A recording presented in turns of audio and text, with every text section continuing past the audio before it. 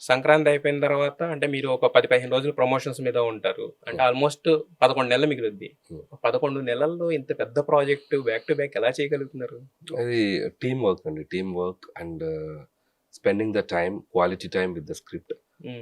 Relax అవ్వకుండా మళ్ళీ ఇమీడియట్గా దాని మీద మైండ్ షిఫ్ట్ అయిపోవటం.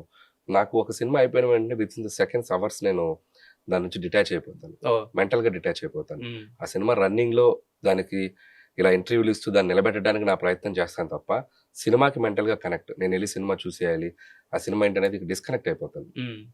ఈ ప్రాసెస్లోనే వాట్స్ నెక్స్ట్ అనే ఒక కొత్త బుర్రలోకి ఆలోచనలు వస్తుంటాయి. హ్మ్. సో ఈ సినిమాని ఇలా ఆదరించారు, సో నెక్స్ట్ ఏ జోనర్కి వెళ్ళాలి, వాళ్ళకి ఎలాంటి సర్ప్రైజ్ ఇవ్వాలి, సో వాళ్ళు ఇలా ఎక్స్పెక్ట్ చేస్తే మనం ఇంకోలా ఎలా రావాలి, ఇలాంటి క్యాలిక్యులేషన్స్ అన్ని స్ట్రాటజికల్గా వేసుకుంటూ మళ్ళీ ఒక మంచి ఫీల్ గుడ్ ఎంటర్టైనర్ ఎలా ప్రజెంట్ చేయాలి, ఇన్ని డిఫరెంట్ కాన్సెప్ట్ ఏం చేయాలి, సో ఇలాంటివన్నీ మైండ్లో ఇక రన్ అవుతూ ఉంటాయి. సో హోప్ఫుల్లీ ఒక 10 days 15 daysలో క్రాక్ అయిపోద్ది ఏదో ఒక ఐడియా. హ్మ్. సో లక్కీగా ఈసారి ఒక 3-4 daysలో ఒక ఐడియా క్రాక్ చేసేసాం. సో హోప్ఫుల్లీ మళ్ళీ ఈసారి ఇంకొక ధమాకా రెడీ అవుతుందని అనుకుంటున్నాను. అదే అనిల్ గారిది ఆల్రెడీ స్క్రిప్ట్ ఐడియా వచ్చేసింది ఆల్రెడీ. దానికి ఇద్దరు స్టార్స్ అనేసుకున్నారు. సో నెక్స్ట్ సంక్రాంతికి వచ్చేస్తున్నారు అనేది బయట అందరికీ తెలిసిన ఒక విషయం, మీరు కూడా చెప్పింది. ఉమ్, అయితే నిన్నటి నుంచి వస్తుంది ఏంటంటే వెంకటేష్ గారు, రాణా గారు, ఉమ్, అఖిల్, ఉమ్, తర్వాత పీకే గారు, ఉమ్. ఈ పేర్లు వినపడుతున్నాయి. అవును, అంటే ఇంకా చాలా పేర్లు కూడా వస్తున్నాయి. నేను ఏదైనా అఫీషియల్గా చెప్దామని, ఉమ్, ఎందుకంటే ఇంకా స్క్రిప్టే ఫైనల్ చేయలేదు, జస్ట్ ఐడియా ఉంది.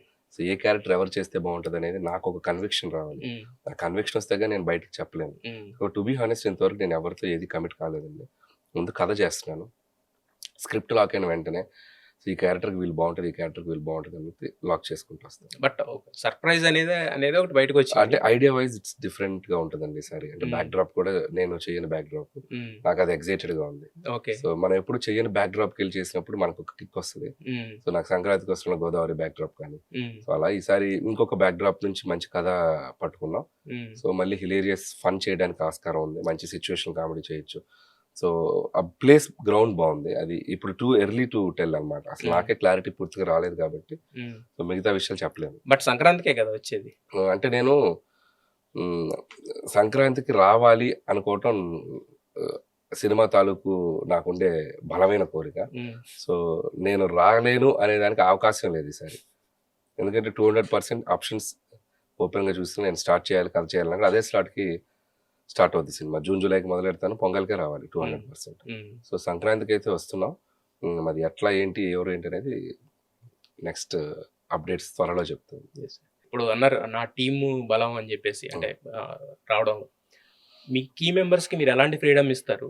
అంటే మీ ప్రతి డిపార్ట్మెంట్లో మీ ఇన్వాల్వ్మెంట్ ఎంతవరకు ఉండేలా చూసుకుంటారు? First of all every craft నా మైండ్లో నుంచి నేను ఏమనుకుంటున్నాను అనేది రిఫ్లెక్ట్ అయ్యేలా చూసుకుంటాను. ఉమ్, సో వాళ్ళ ఇన్పుట్స్ 100% బాగుంటే తీసుకుంటాను, ఉమ్, అసలు ఎటువంటి ఇది లేదు. ఉమ్, ఈ సినిమా వరకు ఇక టీంకి ఎలాంటి ఫ్రీడమ్ ఇస్తారంటే రైటింగ్ టీం ముఖ్యంగా చెప్పాలి. ఎందుకంటే ఏ సినిమా అయినా స్క్రిప్ట్ స్టేజ్లోనే దాని భవిష్యత్తు మనకు డిసైడ్ అయిపోతుంది.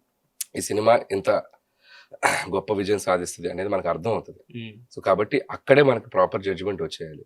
కాబట్టి అక్కడ నేను కమాండింగ్గా కానీ నాదే చెల్లాలని కానీ ఉంటే స్క్రిప్ట్ పాడైపోతుంది. కాబట్టి నేను మ్యాక్సిమం ఫ్రీడమ్ ఇస్తాను. ఎంత ఫ్రీడమ్ ఇస్తానంటే ఎన్ని సక్సెస్ ఇచ్చిన డైరెక్టర్ కూర్చున్నప్పుడు ఎవరైనా అతను చెప్పాలంటే బెరుకుగానే లేకపోతే ఆలోచించాలా ఉంటుంది జనరల్గా. yes, yes. సో నా దగ్గర ఉన్న టీం అందరికీ కొత్త వాళ్ళు వచ్చినా సరే ఉమ్, ఓపెన్గా ఇది బాగాలేదు, ఉమ్, ఇది వర్కౌట్ కాదు సార్ అని చెప్పే అంత ఫ్రీడమ్ ఉంటుంది. ఉమ్, మొహం మీద చెప్తారు. ఉమ్, సో అంత ఫ్రీడమ్ నేను ముందు సిట్టింగ్లో అదే చెప్తాను. ఉమ్, బాగుంది అని చెప్పడానికి 100 నూరులైనా రావచ్చు, రావచ్చు. బాగాలేదు అని చెప్పడానికి చాలా ఇది ఉండాలి. ఉమ్. సో నాకు అలాంటి ముందు చెప్పండి, ఎందుకు బాగాలేదని కూడా దానికి నాకు ఒక లాజికల్ అనాలిసిస్ వస్తుంది. ఉమ్, సో కాబట్టి ఆ ఓపెన్ గా వాళ్ళ అభిప్రాయాలు చెప్పే అంత ఫ్రీడమ్ ఇస్తాను. ఉమ్, సో అందరూ కూడా చాలా ఓపెన్ గా ఉంటారు. బాగుందంటే నెత్తి మీద పెట్టుకుంటారు, అదిరిపోయింది అంటారు, ఉమ్, బాగాలేదంటే అంతే కట్ గా చెప్తారు. ఉమ్, సో కాబట్టి ఆ ఫ్రీడమ్ వాళ్ళకు ఉంది కాబట్టి నేను ప్రతి సినిమా కూడా టీం వర్క్ కరెక్ట్ గా చేసుకుంటూ వస్తున్నాను. ఉమ్. సో అయితే ప్రతి డిపార్ట్మెంట్లో మీ ఇన్వాల్వ్మెంట్ అనేది పర్ఫెక్ట్ గా ఉండేలా చూసుకుంటారు. ఉమ్, ఇన్వాల్వ్మెంట్ అంటే నాకేం కావాలో క్లియర్ గా చెప్తాను, వాళ్ళ వర్క్ వాళ్ళు బెస్ట్ చేయమని అడుగుతాను, అంతే. అంతే. వాళ్ళు బెస్ట్ ఇస్తే నాకు హెల్ప్ అవుతుంది. అంటే ప్రతిదీ మనం దగ్గర ఉండి చేయించలేము, మనకి అంతే, ఏం అంతే. కావాలో చెప్తే చేయగలిగితే అంతే. మనకి సరిపోతుంది. ఏ టెక్నీషియన్ కైనా నాకు ఇలా అనుకుంటున్నాను, ఉమ్. నేను ఇలా చేద్దాం అనుకుంటున్నాను, ఉమ్, దీనికి మీరేం చేస్తారు అంటే వాళ్ళు బెస్ట్ ఇచ్చారనుకోండి సినిమాకి ప్లస్ అవుతుంది. ఉమ్. అది